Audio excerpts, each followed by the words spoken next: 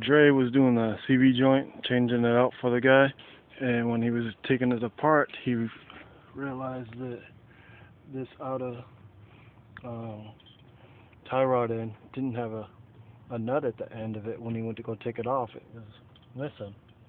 Yeah, I was driving around with that piece missing, so he's taking it off.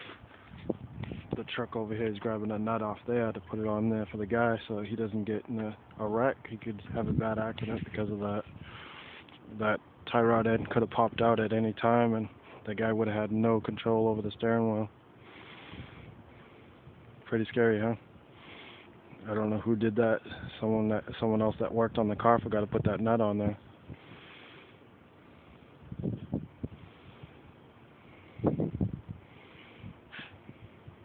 Yeah. Shit.